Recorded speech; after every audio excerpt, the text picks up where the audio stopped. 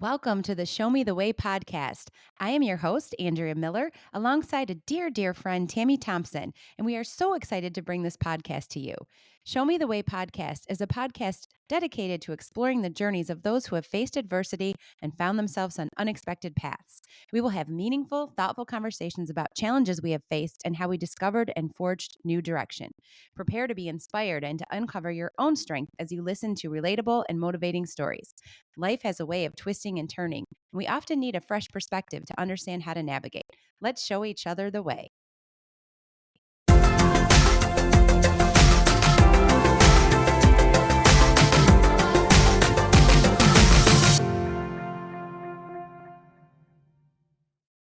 In this powerful conversation, we sit down with networking leader and podcaster Lindsaya Van Deusen. Lindsaya shares her path to self-permission, discovering her worth and embracing the beauty she has within. Through deeply personal experiences, including a young pregnancy and challenges in her marriage, Lindsaya opens up about seeking external validation and when she realized the importance of self-love. Her story highlights the struggle many of us face, seeking acceptance and admiration from others, and how shifting that focus inward can lead to lasting growth and fulfillment. Lindsaya explains how consistent practices of reflection and acceptance empowered her to find her confidence and help others. All that she endured led her to bring people together on a meaningful community platform, to start her own podcast, and to contribute as a co-author to a book series. This episode is a relatable and inspiring listen for anyone seeking to deepen their self-love journey. I'm honored to welcome Lindsaya Van Deusen to the Show Me the Way podcast. I met Lindsaya through some networking channels, events, and meetings, and some mutual connections, and I've heard her speak. So I knew she would be a great guest for us on this podcast. She's dynamic, energetic, very intelligent, and from the few times I've been around her, definitely a joy to be around. She has her own podcast, Wellness Warrior, and is the founder of the Wellness Warrior Collective.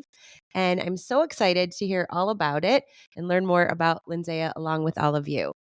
Like I always say, we all have a story or 10 to share, and we look forward to hearing Lindsaya tell us all about hers. So welcome to the show. Oh, thank you so much for having me. And I'm excited to be here. And excited for how we can serve your beautiful community and which of those 10 stories I'll be sharing, what comes up, because I do believe we're always divinely guided. And I know that what is meant to make a positive impact is what will come forward today. I love that. That is spot on and perfect. And I agree. I think people are brought into our lives for reasons. There's a reason we sat down next to each other or we started talking. And like I said, I have heard you speak. So I thought, oh, this is going to be so fun to just pick your brain, hear your story, hear all about you. So I'm excited to have you here. So with that, before we jump into one of the 10 stories, why don't you just tell us a little bit more about you? Yeah. So I'm a wife and mom of two. My oldest is 20. I actually became a mom young. So I was 20 years old. So at this point in my life, I've actually been a mom more of my life than not, which is crazy to say. In fact, she texted me the day that became true. Like she was like, "Mom, isn't it crazy and then she texted me the day that she was like, "Mom, I'm the exact age you were when you got pregnant. Could you imagine?" I'm like, "I don't want to imagine that." And then my son is 14, so a 20 and 14-year-old, and it's the best gift in the entire world. I started in the beauty industry, so that is really where my area of expertise and actually what my wellness platform, I'll say, was really amplified. So a little bit about my journey is that when I found out I was pregnant with a daughter and I obviously was going to be a young mom, I'm someone who battled eczema, acne, migraines, depression. I was overweight. I had mental health issues. And it became something that was, for me, I thought these diagnoses were with me for a lifetime. And when I found out I was going to be the mom, not only a mom, but a mom to a daughter. And then as I was further along, I also found out I was going to be a single mom. I was terrified about what that meant in terms of what I was going to perpetuate in the life of my daughter. And it sparked something in my belly more than a pregnancy to become an avid learner. And I put myself in front of a doctor and a chiropractor who, by God's grace, I was directed towards their free seminar. And it was a seminar where, of course, there was something to buy at the end. I was in no place to invest at that level, but I walked away with a ton of information to up level my health. And so I was 6 months pregnant at that time. And it has been that journey for me that has catapulted me into, developing and founding the Wellness Warrior Collective and our podcast. And, even my personal passion, which is the self love movement. And that has been the foundation. And then the beauty industry, I learned when I started to remove toxins from my home, I learned that even though I was removing them from my home, I was using them daily and I was placing them on women too. I went on to manage the US territory for a hair color company. So I worked for them for 15 years and my tenure ended at the end of 2023.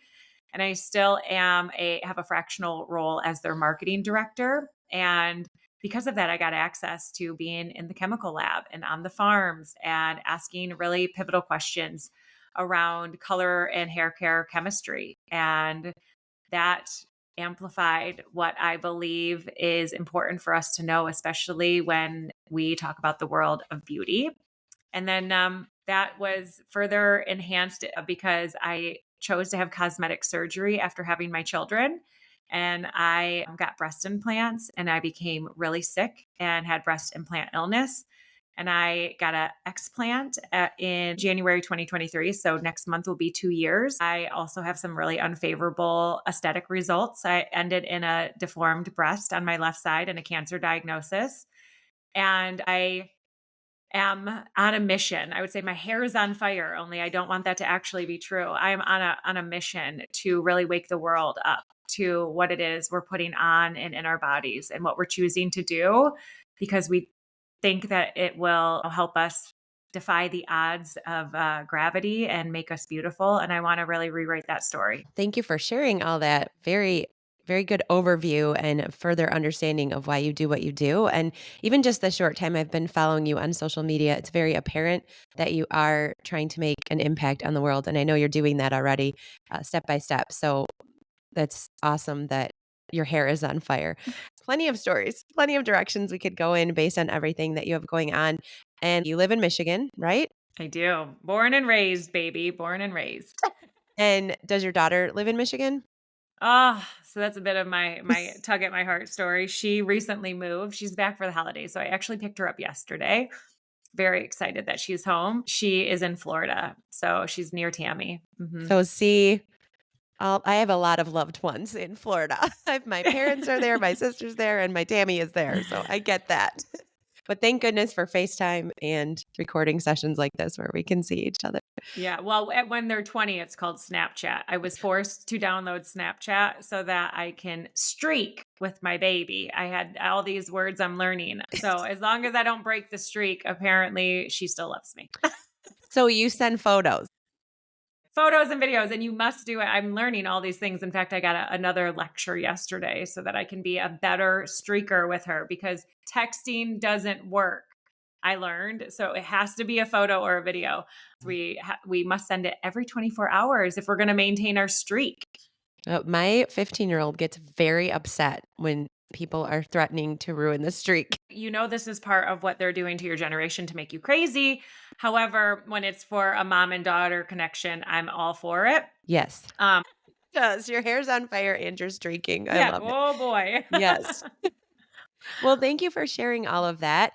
As we try to do on this podcast, we just want to provide an opportunity for people to share their stories. As you're saying, I believe we all have something that we can share to help others. That's why I started this. I wanted to talk about my son that has muscular dystrophy because I just think people can really learn from one another. And Tammy and I always laugh because it's only been women so far.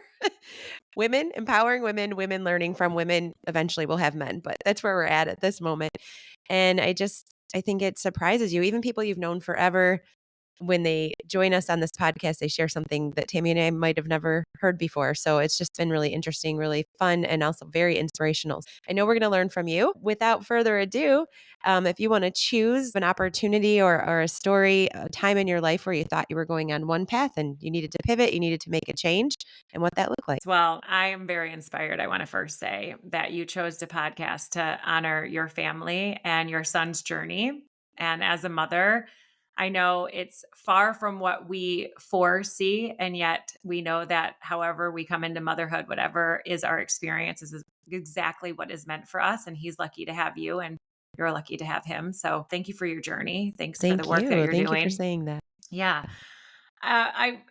There's so many things I would talk about. I think the thing that is most on my heart right now, especially, is coming back to the knowing. And I say it's on my heart right now, and it's on my heart every single day. I do host a show around self love 5 days a week, and it will be 4 years old in a few months. That is something that we do as a community. Every single morning, we discuss a different topic that helps us to have a deeper awareness of what may be living within us, the stories, the experiences, and to deepen our understanding and to rewrite our stories in ways that celebrate ourselves. And we used to do our daily self love practice 5 days a week. And there's a companion journal to that too. And it is all centered on self love. And I say that in a way that sometimes I almost feel a little defensive because people will definitely, whatever your beliefs are, I respect those, I honor those. I am a woman of faith. And so often we can really be told that it's inappropriate to love ourselves first or to put ourselves first. We are meant to honor ourselves abundantly. We are meant to show others how to love ourselves. And we are all born very worthy, extremely worthy. There's zero exception. There's no one who's less worthy than someone else when they come into this earth plane.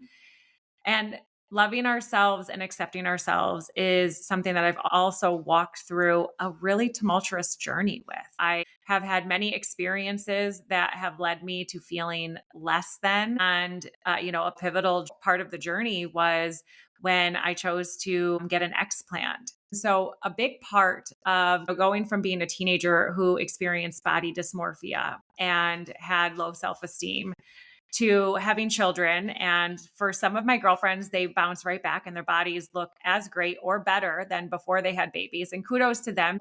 I was someone who was riddled with all sorts of expressions. Some call those stretch marks. And they were all over my body for carrying babies and extra skin and all the things. And breastfeeding really left me in a way that made me feel even more unworthy than I ever imagined possible. And the experience that I think most partners or more partners than are willing to even come forward are dealing with is that what I didn't know is I married a porn addict. And that had a huge impact on what I felt about myself, how I viewed myself. A lot of people also assume that if someone's addicted to porn, that means they want a lot of sex. And I instead had the experience of being married to a porn addict that really sex was less interesting for him. So it happened less, not because he didn't love me or doesn't love me, because we're still married and he has been sober for 2 years. However, the reality is that it can often become a replacement for intimacy and connection and partnership. And it is also part of numbing. There's an ability to armor up and to be what we feel, have the dopamine release, so a pleasure response without the vulnerability of being seen, being witnessed. And that is something that there's often a ton of shame around, especially for the partner who's experiencing it, because we feel that we're to blame. Like, I'm not enough. I'm not pretty enough. The not enough story that runs through your head. I promise I had all of them too. And that's what led me to get cosmetic surgery because I thought, well, if I fix my body, of course he's going to want me more. And if my boobs are as big as they once were, and all of these things. And I had no idea that I was putting in a medical device that had zero to no research, is far from proven safe. And what it brought into my life, I think, is unfathomable for many. I always say, everyone has stories. We don't structure it. We don't say, this is what you have to speak on. This is what your topic is. We let individuals share what's on their heart. I appreciate you just pouring into us already, just deep within your heart and within yourself, and being so authentic with us. It relates very well to the story of the previous podcast we recorded yesterday, just the worthiness. And it's interesting that you're saying men and women, because we immediately think especially women, but yes, men go through all of that too. And I just think it's a very important topic. Like I said, it's related to what we talked about yesterday. So definitely excited to continue to hear about your journey and how you've grown and what you've learned since going through all of that. Yeah. Well, I love that, of course, divine order always. So I love that one episode will bleed into another. And I think that the reality is that we think that these cosmetic adjustments to our physical body are going to make us love ourselves more deeply. I'll share that the misinformation around the safety of these medical devices is astounding. I had no idea I was putting a cancer causing device in my body. I had no idea that it would make me more likely to experience autoimmune diseases. And the list is so disgusting how many autoimmune diseases, because again, it's inflammatory. It's a foreign device in a body that doesn't like foreign invaders ever. We know this very easily. If you put the heart of another human into your body, you will be on immune suppressants for the rest of your life. And so we know that our bodies like to be in their natural form. And we're doing it in places, in ways in which we think are even less invasive. So we're seeing a lot of women, especially, but men too, put all of these injectables, the Botox and the fillers into our faces. And we believe that they dissolve over time. And that's falsified information. And we're doing it because we fail to love ourselves and see ourselves the way that I believe God made us, in the image of God, and so worthy as the way that we already are. And we also have been inundated with AI images and all of these images of humans that are unrealistic, and now it just infiltrates our visual spectrum because of the scrolling that we do. It used to be the magazines and the checkout aisles and the daytime television shows. Now you can't escape them. Even if you're only on one social media platform to follow your friends and family, you're still going to have these products pitched to you. You're going to have them show up in your inbox. You're going to have them in your scrolling recommendations. And it continues. I mean, the human brain in every single cell in our body is always listening. And so what we see, there isn't an unconscious ability where we're able to say, okay, well, I saw that, but I'm not going to take it in and receive. We're always receiving. We're natural receivers. So for me, it's important that we open up the conversation because we can't change what we're seeing, but we can change the dialogue around it. We can begin to have dialogue with our children. I said I have a 20-year-old when she was 19. I was really loud. I'm a very modest woman. I am polarizing in my opinions. However, I walk with modesty when it comes to showing my body.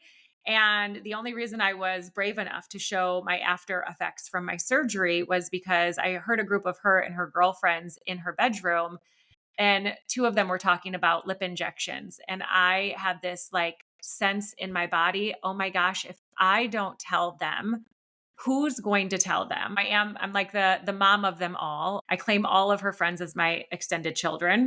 And she was getting a front seat to my journey, to what was happening with my health and also what was happening before and after surgery, but they weren't going to unless I was open.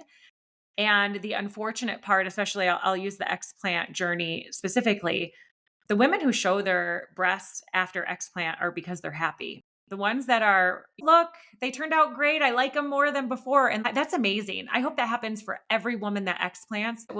I pray that the only experience anybody ever has. The reality is that the higher percentage are people like me, where they're coming out with some form of deformity. They're coming out feeling worse than they did with the breasts that they went into because now they're riddled with scars and scar tissue. Typically, the implants have worn down some of the tissue in addition. Many of us, like me, have adherence. My left implant was adhered to my rib cage. Many have concave ribs now because the weight of the implant actually presses on the cartilage of the ribs and creates a concave shape. And women like this aren't going to post their images on social media because they're unbecoming and they're unattractive by the beauty standards that we all have come to know. And so that's why I chose to be really bold. And I will likely be more bold again in the future when my son is a bit more mature. Not, I will never show my full breasts. However, with my story, he's 14. So bullying is a real thing. And he did receive some of that based on what I've already shared. So I have put it on pause because my children are my priority. However, I shared because every child is my priority. And if we don't get this out to them, that they are perfect as they're as perfect as they were ever meant to be, they're beautiful as they are, that their human body and their human form is divine and needs no shifting, we are going to find a group of women that, much like our generation, who were inundated with pharmaceuticals and birth control being one of them, and now all these high rates of infertility, we're going to find that their generation is going to be much worse off when it comes to their health profile based on many of the side effects of these injections, the fillers, the Botox, the implants, the cosmetic surgery. I want to ensure that I am telling the story. A pivot is that one of the beautiful things, you can never make someone do anything. The only person I'm in control of is me, even with my children, even though I'd like to think I'm in control of them. It's still always a suggestion. They're their own independent being. I'll also say that it's when we stand in our worthiness and when we have conviction where we have clear boundaries. And my husband wasn't forced into sobriety. However, he was finally given the choice that it was either me or sobriety. And that was a non negotiable. And Mhm. it still is. He could have easily chosen his addiction, and many do. And that's a sad truth. And then we'd be having a different story around a pivot in my life. He never would have had the true option. And I say that because he never would have had to make the decision if I continued to enable his addiction. And I was enabling his addiction every time I forgave him and would close my eyes and not pay attention and not address what was happening. And then it would come back to a moment of addressing. And it was this cycle. And it wasn't until my absolute conviction of, I don't care if I have zero breasts. I don't care if I'm obese beyond recognition. I don't care what is going on with me. I know that I'm worthy of love exactly as I am. And that's what I want our future generation to understand and the way I want them to see their fellow humans. I respect that so much. You would have never been able to confront your husband and speak to him if you didn't have self-love, and I really appreciate you saying that's what we have control over. And I also respect so much that you understand your son is still at an age that you might wanna just slow things. I totally understand that, and I love that it was like I was speaking as you were speaking, like, the kids are first, and that's exactly where you went. And I also really love you sharing the stories with your daughter and her friends. It's another thing that came up during our last episode is it's okay to talk about these things. I think a lot of times we say we can't talk about it. It's great that you're sharing, especially when we think about young people, because we look at these 20-year-old women, you are perfect. You don't have wrinkles. Everything's in the right place. You haven't had children yet, maybe. So things are still lifted. So it's crazy to think about that group of women saying, I need this, I need that, I need the changes. So continuing to share your journey and reminding these women or just people in general that God made you a certain way. I think it's wonderful that you're sharing and trying to get the message out and continuing to put your opinion out there in a safe way, and that you'll keep growing with that as your son gets older as well. So thank you for sharing that. Tell us more about the daily self-love practice, your self-love journey, and your collective. Yeah, absolutely. And I do want to say also that we often think that the self love is only for our children. And especially, we tend to think women, and our boys deserve to love themselves too. In fact, so many of them have been emasculated because of this rise in the belief that to be a feminist means that we must emasculate the opposing gender. And it's a tragedy because it literally takes two. We both exist, and the only way more humans exist is if there's both of us in existence. So it's a really important thing. I also think it's really important to help them to set the standards of what it is they seek to see. So it's important that we have the conversation so that their expectation is in alignment with real humans. When it comes to my daily self love practice, it was what prepared me for my explant because, and I didn't know it at the time. I brought it forward at the time. It was called a trilogy, and I did it with a group of women. I was blessed enough to go through Brene Brown leadership training 3 times with her and her company. And it changed my life and put me in community with women that, oh my goodness, I felt so unworthy. And so I got to really come up against that feeling of I'm not as good as these women, or I'm not as successful, or I'm not as wealthy, or whatever it may be. We had a beautiful group of women, and we met on an audio app daily, and we would share 3 prouds, 3 gratefuls, and 3 desires. And what I came to witness as we're walking through this really high level personal development program is that everybody's was about everybody else. It was proud of all the people around us, grateful for all the things around us, desire for everybody else. And I was like, wait, aren't we here for ourselves? Like to be more in touch with ourselves. So I took that practice and I turned it inward on my mirror. I literally wrote in a dry erase marker. I'm inviting you to do that too if you're listening. And I wrote these 3 prompts, although I'm going to give you 4 because that's what it grew into being. And I wrote on my mirror in dry erase marker, proud, grateful, desire, and love. I would stand naked in my mirror and I would use a tuning fork every single day at 528 because it's the love hurts. And so that really opens and connects with your heart chakra. And I would hit the tuning fork. I had a holistic practitioner, and she would use sound therapy as part of my healing. And so I would use this tone, and I would move from my feet all the way, to the upper part. And I would do it, and then I would say one of each for me to me, looking at the body that I still had a lot of, a lot of negative emotions around seeing. And I would stand there and I would look at my body and I would say them. And I mean, when I first started, I could barely mumble out the words. It was like a whisper with tears streaming down my face. I didn't believe what I was saying, but I knew because it was so uncomfortable to stay with it. I still do this practice every single day. And so as I continued to step forward in that mirror and look at myself and honor who I was, and then 4 years ago during COVID, a social audio platform became available called Clubhouse. I could say these things and I could do it in front of other human beings and invite them to do it with me. So I started our daily self love circle and I invited everyone to speak one of each centered on them. And that has been a big part of the coaching, teaching, and redirecting, reframing for those that join us, because most everybody, unless they've had some form of training or done some work with me or someone who's really centered them on self-love, almost everyone's initial inclination is to speak those outwardly. And that is something that is definitely wonderful. We're not in competition with being grateful for things outside of self. However, we are without a doubt worthy of having that for self. And so we take time every single day, and we have a companion journal that helps you. It's a 60-day companion journal to help you build the practice. We do that 5 days a week, and we've reached over 200,000 people. We've been able to have this practice co-authored in a book. So we're part of an anthology. And in that book, we're able to tell the story of the circle and of the practice. It's been absolutely life-changing. And I get to now say, beyond the scope of for me, there were times when that app was at its peak that we'd have 150 people in there every single day. So we have an average of 15 to 30 people every day that sit with us. And you can either sit and listen. There are many that tap into the replay.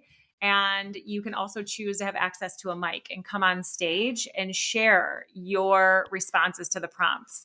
And so every Friday we return to that practice. It's called our daily self-love practice. And it's an invitation, and you don't have to have the journal. Of course, it's a great companion. It's great to build that, consistency. It's a companion journal. It's not a necessity. And so you can do this anywhere. And I invite people, do it in your rear view mirror. Do it when you're brushing your teeth. Do it when you're in the shower. Anywhere and everywhere is an appropriate time to take inventory. And it also allows us to step away from expecting other people to say what we're unable to say. I will say that the one thing that, from my experience, we do differently is men have zero qualms about being able to speak highly about their proficiencies, about their areas of excellence. They can do it like that quickly. They will tell you what they're good at. And I love that about them.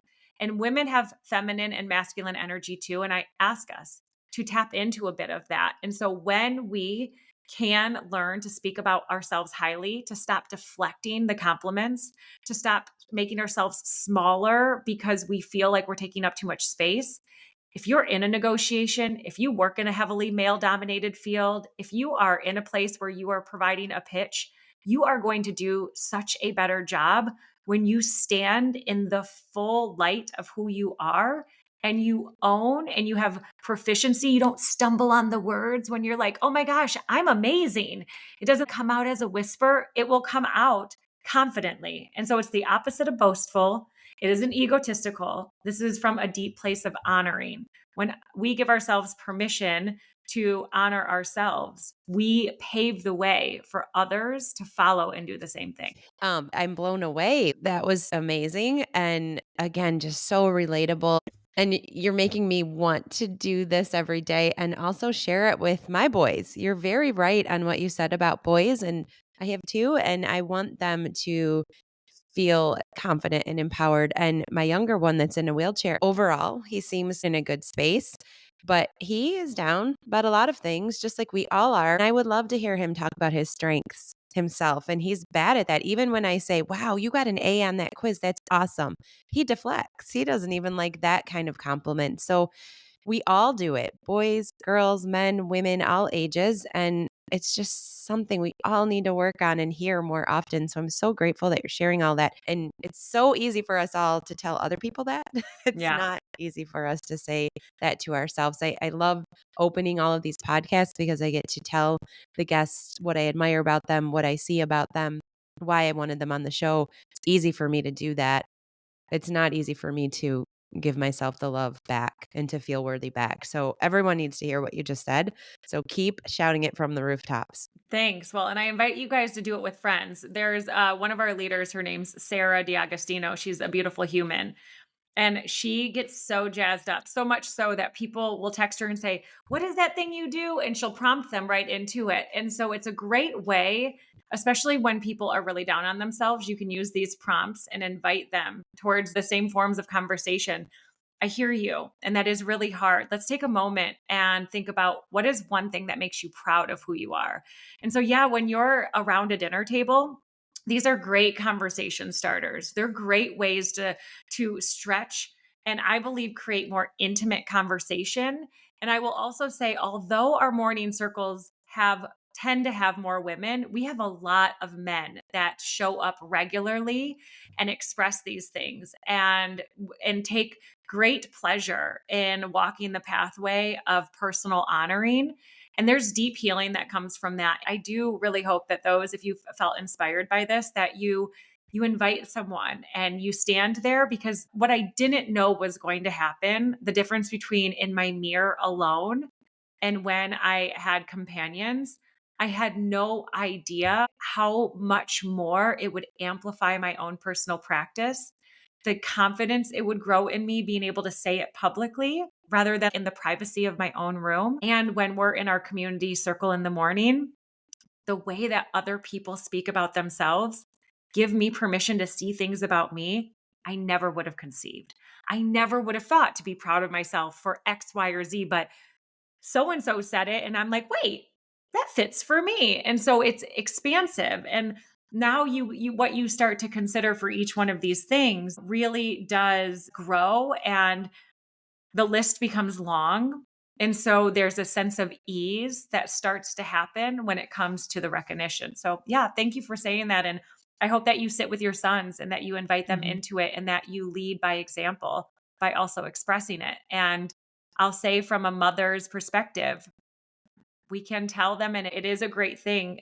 And one of my favorite questions, and I think it's a really important redirection, is rather than saying to my kids, I'm so proud of you, I ask them, did that make you proud of you? Does that make you proud? Because I want that to be within them rather than them seeking it from me. I So, love that because as parents, we always say, "We're so proud of you." But, like, how do they feel about what they just did? and I That's will reaffirm it too. If I'm like, does that make you proud? Do you feel really good about yourself? Once they say it, I'm like, wow, that I feel the same way about you. I think it's remarkable. However, because we live in a world where many people have owned up to the fact that one of their challenges is being a people pleaser, seeking to pleasure someone else above their own desires, it really is important that we teach them that pride for themselves, how they feel about themselves is the most important thing because this Mhm. world will give us a lot of feedback. And sometimes what we're craving will never come from the person we desire would see it or say it. And so it is our permission to give that love to ourselves and to know that it's from us to us, that we don't have to wait on someone else. Wow. Spot on and so important and so valuable. Thank you for that. Just a couple of things and then I want to be respectful of time. The book you talked about, what is that called that you Yeah, said you it's this this is the journal, the 60 days of self-love journal. And then the book that we're part of, so it's an anthology and we are in the 19th book of the series. And the series is called the Change series. It's much like Chicken Soup for the Teenage Soul, all on personal development and empowerment. And we're a chapter within that book. And when I say we, you'll see my face and I was the author and I'm sharing our daily self-love practice in that story. awesome. And do you still use the same Clubhouse app? Yes, we do. We meet there every single morning at 7:50 Monday through Friday. And then Saturdays we meet at 8 a.m. And Ezra, one of our leaders, guides us through what is called shameless transformation. And that's a deep dive into conversation that is meant to transform us both independently and as a community. And your podcast, when does that air? Yes, when we're in season, every other Wednesday is when it airs. And that's the Wellness Warrior podcast, which I shared the toxicity and all of those things are part of what helped me understand and correlate that the diseases and diagnoses that were coming upon me were related to my breast implants because not a single medical practitioner ever correlated those two. I had to learn that on my own. They were simply looking to put band aids on all the cracks rather than going to the root cause. So, the Wellness Warrior podcast is all around holistic living and amplifying our wellness. And so, every episode is intended and curated so that you can walk away with something tangible to help you amplify your wellness. That's wonderful and very useful. I have a lot of people I know that would like to start listening to something like that.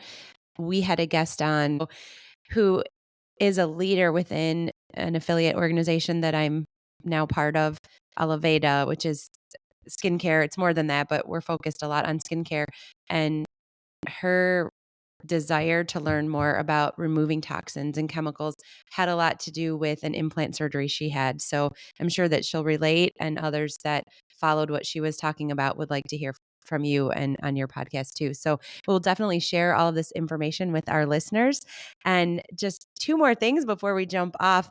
I want to give Tammy the opportunity to speak if she has any thoughts because she has continued to smile and nod her head, and I know she's also concerned about having a healthy lifestyle too, so I'm sure she appreciated a lot of what you shared on that too. E everything that you've shared today, I'm it's just like I'm taking it all in and digesting it, and there's so many connections. But I need to sort it out still in my head. And Like, I I saw don't you even know. taking notes too, so I just wanted Yeah, to make sure I gave you the opportunity, but yeah, so yeah, but thank you for, stopping and of asking course. answer. Of course. So, Lindsay, do you have anything else you'd like to share with our listeners before we let you get on with your day? Well, I'd like to say thank you to you and Tammy for having me and hosting a platform where we get to continue sharing our stories. What I want to really leave people with is that you are worthy, that you are meant to be exactly as you are. You are on purpose with purpose. It is in you rather than on you, it is already in you.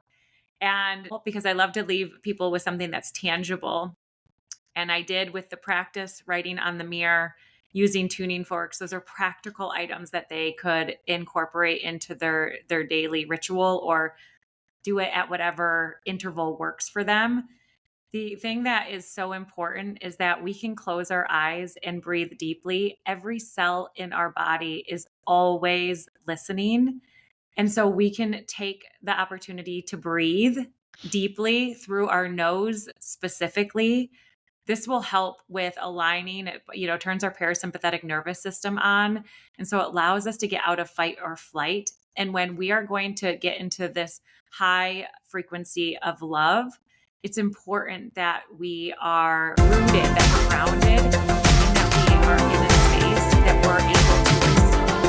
I want you to invite yourself to breathe and feel the gift of it, because you are a gift. And it is so, so important that we love it tenderly and that we appreciate it wholeheartedly. So again, thank you. And thank you to your community.